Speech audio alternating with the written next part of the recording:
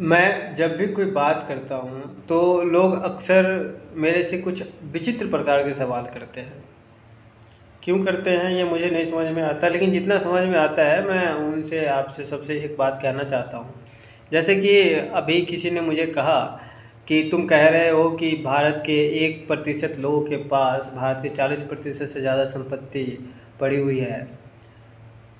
मतलब भारत के 40% से ज़्यादा संपत्ति का मालिक सिर्फ भारत की जनसंख्या के 1% व्यक्ति, 1% लोग, 1% जनसंख्या है। लेकिन तुम्हें यह तो नहीं दिख रहा कि अमेरिका में तो हाल इससे भी बुरा है। मुझे नहीं पता अमेरिका का हाल क्या है, लेकिन मुझे भारत के बारे में पता है। और पता हो न हो, भारत में जो हो रहा है वो हमें दिखाई देता है और हमें इससे फ़र्क पड़ता है। अमेरिका में क्या हो रहा है नहीं हो रहा है उससे दुनिया को फ़र्क पड़ता है, अमेरिकन को फ़र्क पड़ता है, हमें भी फ़र्क पड़ता होगा।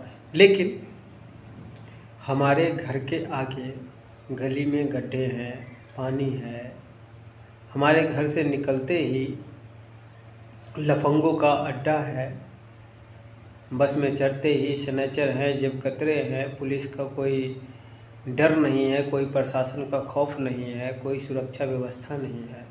और ये सारे हमारे समाज के अभिन्न अंग की तरह बन गए हैं।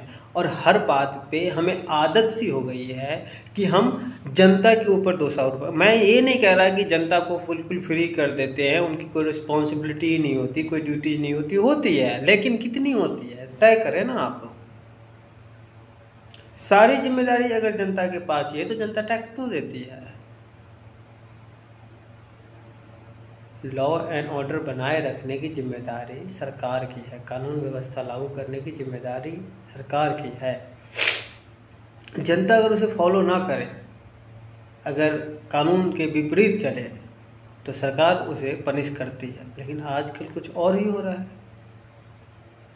जो शरीफ लोग हैं वो पुलिस से डरते हैं और जो बदमाश है वो पुलिस के साथ चलते हैं। भारत में ऐसे एग्जाम्पल हैं कि रेपिस्ट को, हत्यारों को, लुटेरों को पुलिस फोर्स मिली हुई है, सुरक्षा गार्ड मिला हुआ है, विभिन्न प्रकार की सुरक्षा कैटेगरी मिली हुई है उनको।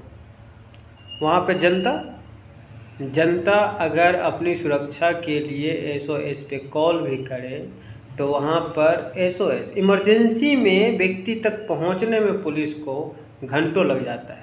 और मैं यकीन करता हूँ, आप उनको फ़ोन करके देख लीजिए कई बार इमरजेंसी वाले पुलिस को, तो वो आपसे एड्रेस पूछने में जितना वक्त लगा देंगे उतने में